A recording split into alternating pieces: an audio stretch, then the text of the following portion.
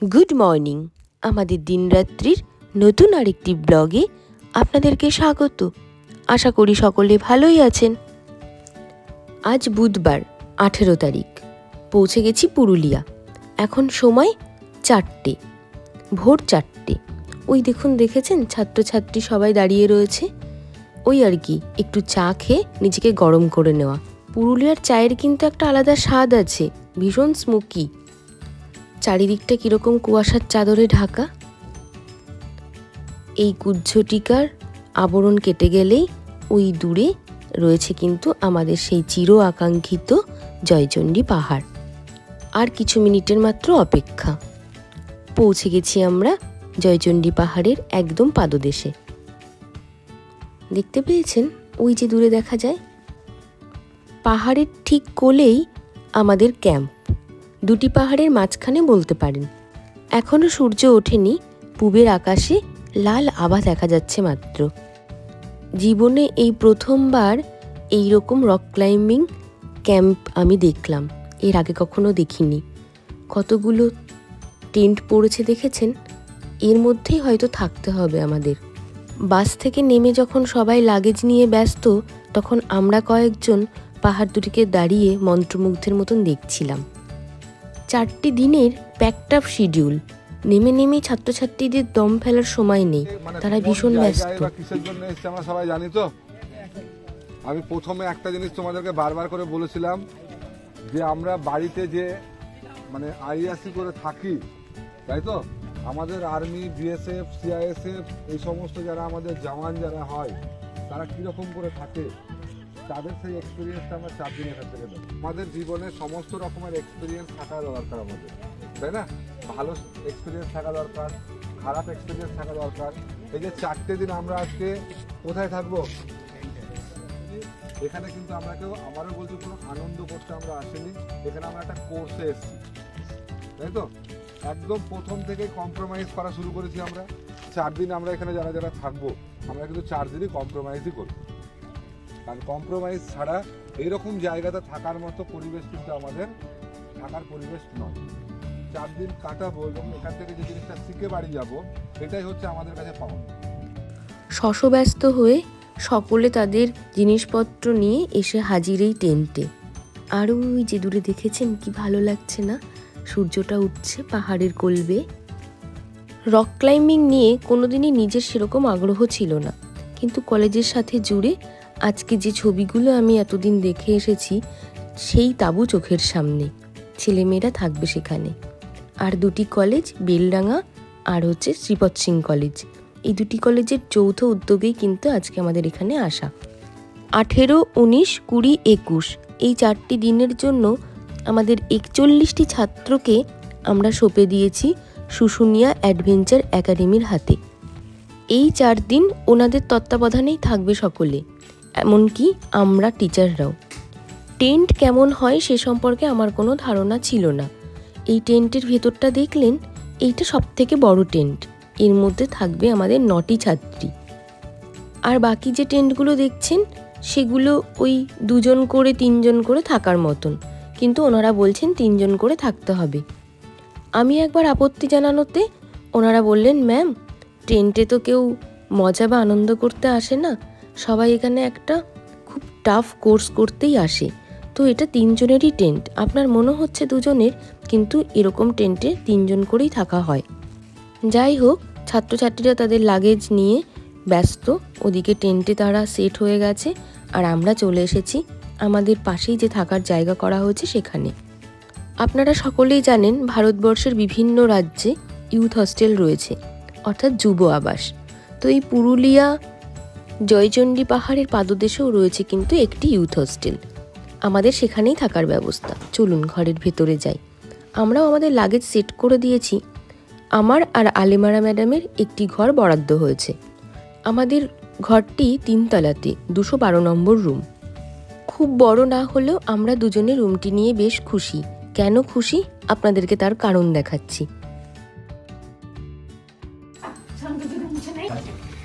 জানলা দিয়ে একবার দৃশ্যটি দেখুন। আমার মনে হয় কোনো টিচারের ভাগ্যেই এই রকম রুম জোটেনি। 2টি পাহাড় দুদিকে, আর মাঝখানে আমাদের ঘরটি। একদম পাহাড় ঘেঁষে এই ইউথ হস্টেল। বাথরুমটির অবস্থাও খুব যে খারাপ তা নয়, নতুন কনস্ট্রাকশন, সেই জন্যই হয়তো এতটা পরিষ্কার আছে। ইউথ হস্টেল সম্পর্কে আমার যে ধারণা ছিল তা ভুল প্রমাণিত হয়েছে এখানে এসে। সারাটা রাত বাসে জেগে কারোর কিন্তু ঘুমাবার উপায় নেই, তার কারণ প্রত্যেকটা সময় যেন বেঁধে দেওয়া এখানে। তো আমাদেরকে টাইমের মধ্যে রেডি হয়ে নিতে হয়েছে। এখন যাচ্ছি আমরা ক্যাম্পে, ওখানেই আমাদের সকলের খাওয়া দাওয়ার ব্যবস্থা। দেখলেন ইউথ হস্টেল থেকে আমাদের ক্যাম্পের দূরত্ব কতখানি, ওই 100 মিটার মতন। সকালের জলখাবারে রয়েছে লুচি আর আলুর তরকারি। এই যে এনাদেরকে দেখছেন, এনারা সকলেই কিন্তু টিচার। আমাদের কলেজ থেকে এসেছে 32 জন ছাত্রছাত্রী, আর আমরা 12 জন টিচার। আর 15 জন টিচার আসছেন বাই কারে, তারা এখনও এসে পৌঁছননি, তাদের পৌঁছতে হয়তো একটু সময় লাগবে। ওনারা যাত্রা শুরু করেছেন এই সকাল 7টা নাগাদ। গতকাল আপনাদেরকে বলছিলাম যে ওনারা কালকে আসবেন, তো ওনাদের হয়তো পৌঁছতে বিকেল গড়িয়ে সন্ধে হয়ে যেতে পারে। আর শ্রীপদ সিং কলেজ থেকে 9 জন ছাত্রছাত্রী আর 2 জন টিচার এসেছেন।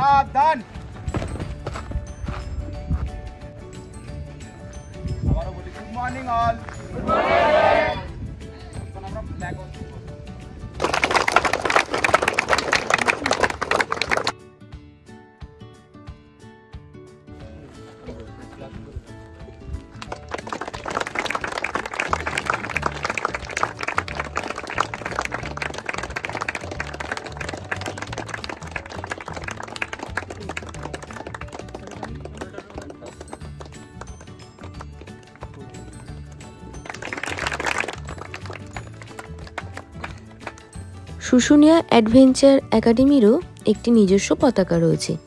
এখন ওনাদের পতাকাটিও উত্তোলন করা হবে। 2012-13 সেশনে ওনাদের প্রথম পথ চলা শুরু। পতাকা উত্তোলন হয়ে যাওয়ার পরে ওনাদের তরফ থেকে একটি ছোট্ট অনুষ্ঠানের আয়োজন করা হয়েছে, যেখানে সমস্ত শিক্ষক শিক্ষিকাকে কিছু পুষ্পস্তবক দিয়ে ওনারা বরণ করে নেবেন। আমরা কিছু প্ল্যানিং করেছি স্যারদেরকে সম্বর্ধনা জানানোর জন্য। তো আমি প্রথমে জানাবো এসআরএফ কলেজের প্রাক্তন অধ্যাপক মোহপ্রিয়া স্যারকে একটু সম্বর্ধনা।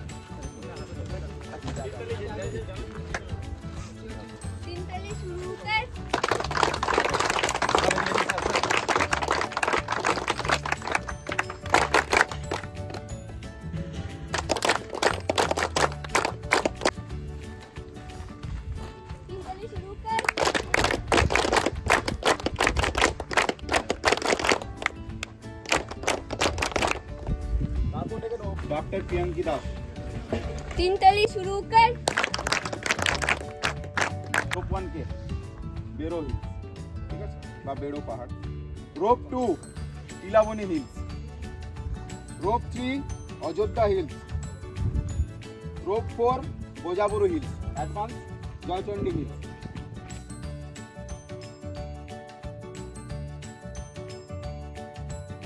আমাকে শুশুনিয়া অ্যাডভেঞ্চার একাডেমির তরফ থেকে একটু বলতে বলা হয়েছে।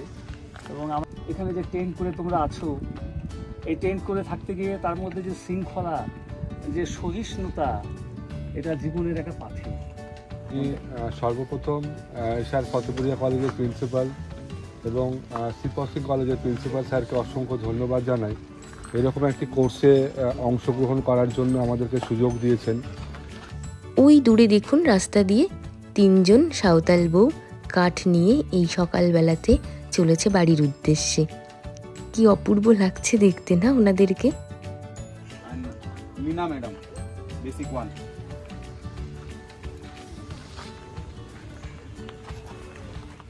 बेसिक 2 मोहप्रिया विपुल আমি रोप 2। रोप 3 অনুপ স্যার পদ্মা। কোট সাবধান। সমস্ত ছাত্রছাত্রীকে 5টা গ্রুপে ভাগ করা হয়েছে। একটি অ্যাডভান্স গ্রুপ আর 4টি বেসিক গ্রুপ। প্রত্যেকটি গ্রুপের আলাদা আলাদা নামকরণ করা হয়েছে। অ্যাডভান্স গ্রুপ যারা, তারা শুশুনিয়াতে একটি ক্যাম্প হয়েছিল, সেখানেই তারা তাদের বেসিক কোর্সটি করে নিয়েছিল। আমরা চলে এসেছি আমাদের লোকেশনে।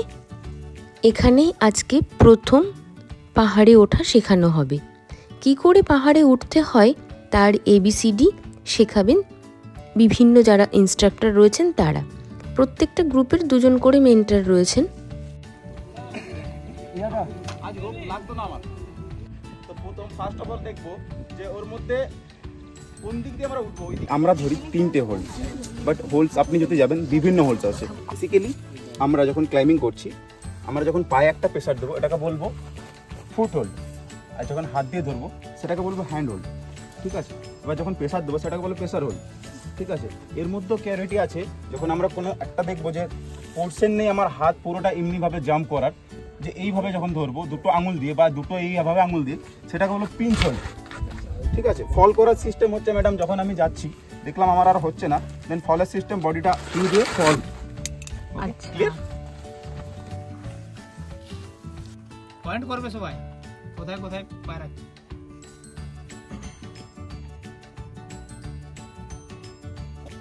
3 পয়েন্ট ক্লাইম্বিং।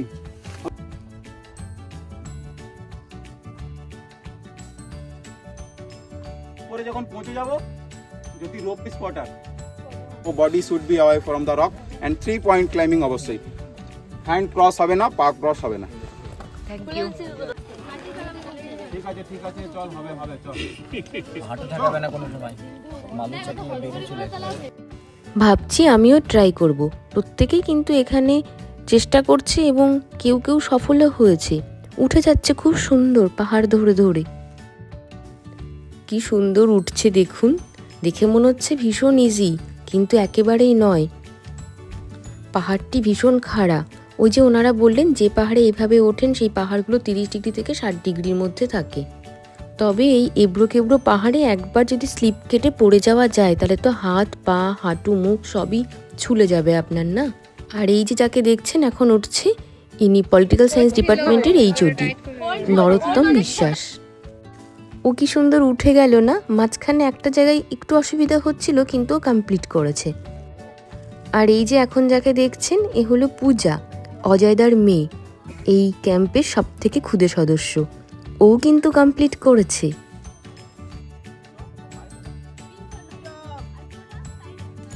দাঁড়ান আমি একবার চেষ্টা করে দেখি পারি কিনা। এই তো হয়েছে, এই তো হয়েছে, এই তো হয়েছে, এই যে, হ্যাঁ এই তো, সাবাস। গ্রিপ করো গ্রিপ করো গ্রিপ করো, হাত দিয়ে গ্রিপ করো, গ্রিপ গ্রিপ গ্রিপ গ্রিপ, হ্যাঁ এই তো।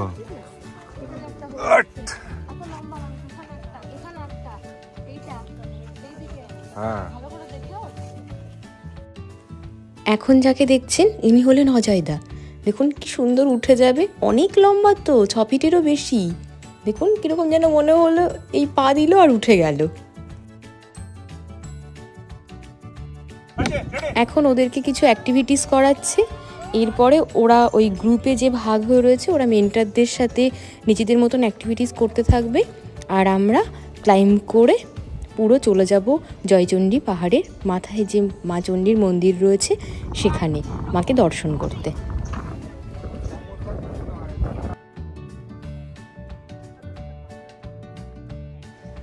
তন্ময়দার কাণ্ডটি দেখেছেন? তন্ময়দা হলেন ইকোনমিক্স ডিপার্টমেন্টের টিচার। পাহাড়টা ন্যাড়া, কিন্তু কোথাও কোথাও এরকম ঘাস আর জঙ্গল রয়েছে।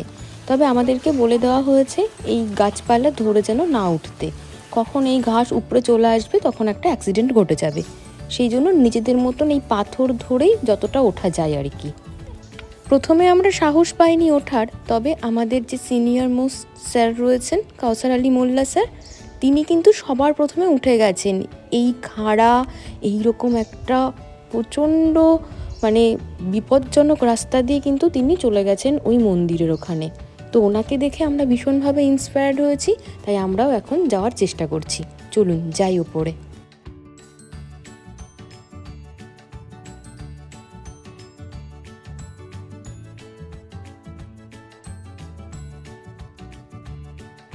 মাঝে মাঝে যখন এরকম বোল্ডার টাইপের বড় বড় পাথর আসছে তখন সেটাতে ক্লাইম্ব করে ওঠাটা বেশ টাফ। স্যার কি করে উঠলেন বুঝতে পারছি না।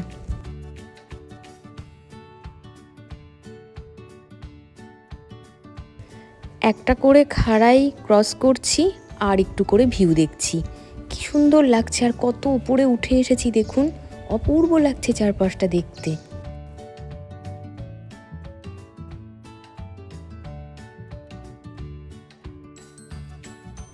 এখন মনে হচ্ছে প্রায় এই 250 কিলোমিটার যে জার্নি করে এলাম সারা রাত জেগে বাসে করে, তা যেন সার্থক হয়েছে। আর এই যে জল দেখছেন, এটা পাহাড়ের একদম উপরে টপে। এই জল নাকি সারা বছর থাকে, বীভৎস ঠান্ডা জল, কিন্তু এই জল কখনো শুকায় না। এর একটা হিস্ট্রি আছে, আপনারা গুগলে একবার এটা নিয়ে সার্চ করে দেখতে পারেন। সকলে এগিয়ে গেছে, আর আমি যেহেতু একটু ক্যামেরাবন্দি করতে করতে যাচ্ছি চারিপাশের দৃশ্যগুলোকে, সেই জন্য আমি লেট। তন্ময়দা আমার জন্য অপেক্ষা করছিলেন। ওই দেখুন মায়ের মন্দির, দেখা মিলেছে মায়ের। চলুন এবার সামনে এগিয়ে যাই।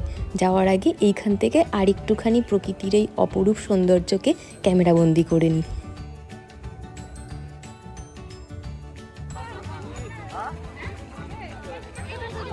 পাশ দিয়ে কিন্তু একটা সিঁড়ির রাস্তা আছে, আমরা নামার সময় ভাবছি ওখান দিয়েই নেমে যাব, আর এই ট্রেক করে নামবো না। অনেক দর্শনার্থী এসেছে কিন্তু এখানে। চলুন এরপরে যাব মন্দিরের ওখানে। এই দেখুন মায়ের মন্দির। সবাই অতটা সিঁড়ি দিয়ে হেঁটে এসে ক্লান্ত হয়ে গেছে, তাই বসে রেস্ট নিচ্ছে। পাহাড়ের এত ওপরে দেখছি খাবারের দোকানও বসেছে, তো আমরা ভাবছি যে মাকে দর্শন করে নিয়ে তারপরে এখান থেকে একটু লবণ দিয়ে যে লেবুর জল বিক্রি হচ্ছে তা একটু খাবো, কারণ গলাটা শুকিয়ে গেছে, এতটা ট্রেক করে ওপরে এসেছি তো আমরা। চলুন মাকে দর্শন করে নিই। মা তুমি সবাইকে সুস্থ রেখো, ভালো রেখো। আর এখানে হনুমানজির মন্দিরও রয়েছে, এই দেখুন।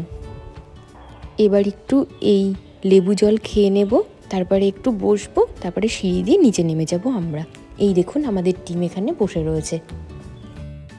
এতটা পথ ট্রেক করে আসার পরে এই লবণ দিয়ে লেবু জলটা যেন অমৃতের মতন লাগছে। ওই দূরটা দেখুন পুরো কুয়াশায় ঢাকা।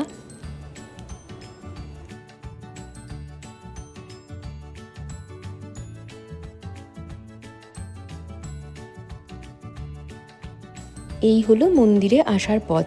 এই সিঁড়িপথ ধরে সকল দর্শনার্থী মন্দিরে মাকে দর্শন করতে আসেন।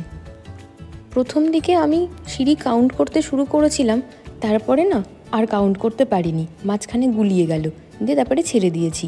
অনেকগুলো সিঁড়ি, অনেকটা ওপরে তো।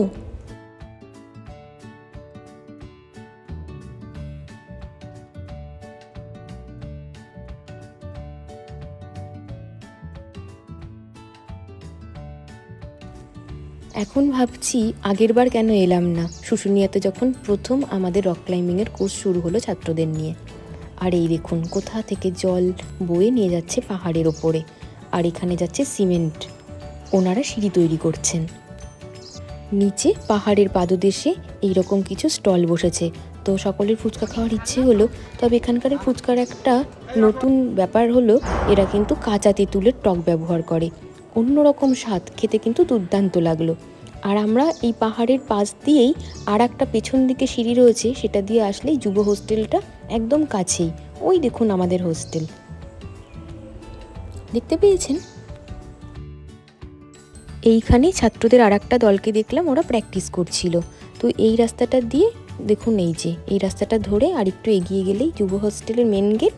এবার এখানে আমরা গিয়ে হাত মুখটা ধুয়ে খাবার ওখানে চলে যাব, মানে ক্যাম্পে। ওখানে খাবার রেডি, আমাদেরকে ফোন করে জানানো হয়েছে। আর আজকেও সন্ধ্যা থেকে অনেকগুলো অ্যাক্টিভিটিস আছে। ওরা ওই রক ক্লাইম্বিংয়ের যে বিভিন্ন ইকুইপমেন্টস আছে তার ডেমনস্ট্রেশন করবেন, তো সেগুলোও দেখবো আমরা। কিন্তু ভিডিওটি অনেক বড় হয়ে যাচ্ছে বলে ওটার জন্য আলাদা একটা ভিডিও বানাবো। যাই হোক, আজকের ব্লগটি যদি আপনাদের ভালো লেগে থাকে তাহলে প্লিজ প্লিজ প্লিজ একটা লাইক করে দেবেন। আর যারা এখনও আমার চ্যানেলটি সাবস্ক্রাইব করেননি তারা প্লিজ প্লিজ সাবস্ক্রাইব করে দেবেন। আজ আসি, দেখা হচ্ছে পরের আরেকটি নতুন ব্লগে। সবাই ভালো থাকবেন, সুস্থ থাকবেন, আনন্দে থাকবেন।